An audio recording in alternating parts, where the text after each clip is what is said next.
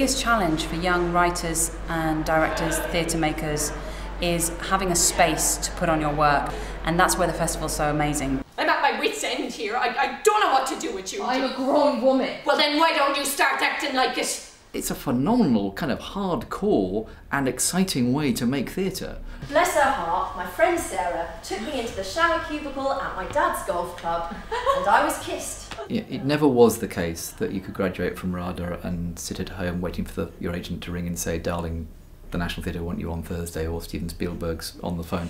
Oh, have you got any acting work lined up after this? Not really, no. So many of our most successful graduates, when they're not acting, they're doing other stuff. They're making work, they're running companies, they're directing. And so it seemed to me important to provide a space where you can dream about what you would like to be doing. And so I went on set. I have performed in, I've written and I've produced my own one-woman show. There was a real licence to sort of do whatever you wanted in whatever format. Katie Lightfoot puts the screw in turn of the screw.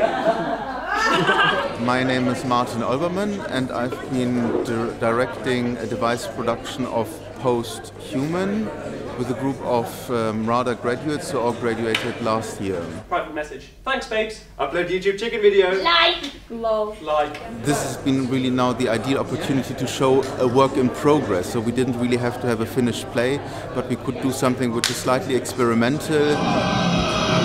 Just $25.99. Get tech shake skin planted into the palm of your hand. So it's been a very, very important first step in the genesis of this project. We had just put on a show called For the Birds. It's our first outing as a theatre company. Our theatre company is called Otherfoot. I'm not a threat. I'm really not. When I wrote and nothing came back, I thought, well, they need to realise, but because I'm not cheating. It's been the most brilliantly kind of nurturing experience, and also we've been given rehearsal space to be able to make the work. There's no way we would have been able to. There's no way. Not we have been no earning funding or money. anything at the moment. We've had the most extraordinary array of material, from new work to classics to cabaret to kind of crossover dance music pieces. Good old-fashioned sex in every line. So you're a comedian? Welcome to the family.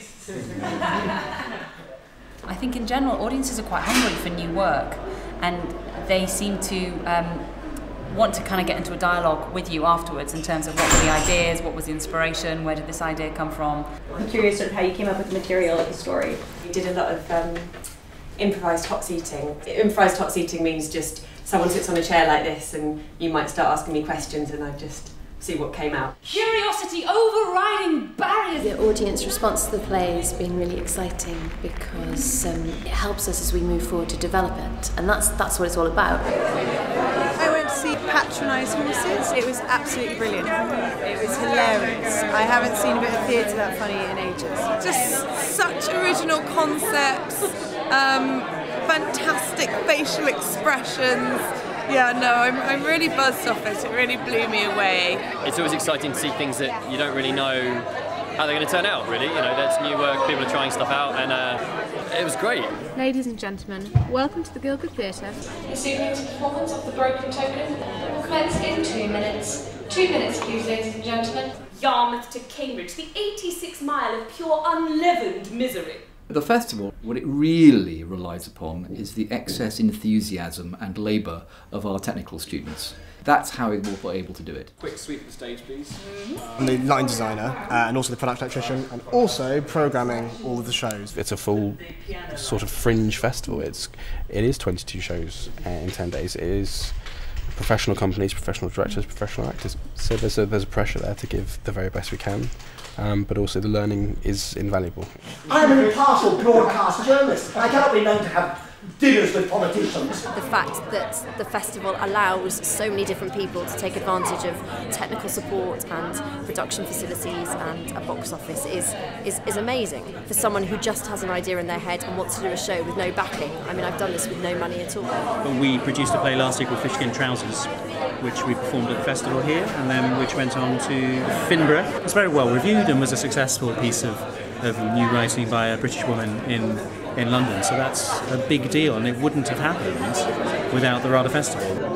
You know, I brought 7 friends tonight, and I'm really pleased to see this sort of theatre happening. The standard is fantastic, the level of inventiveness is fantastic, and I just think it's great.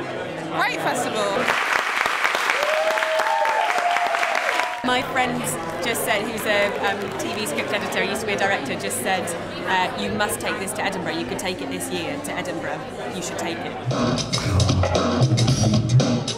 There are at least 3 or 4 young companies which didn't exist a year ago, which in a sense the festival has helped to bring into existence. I'm excited about what happens to those companies next and what's coming on along behind them.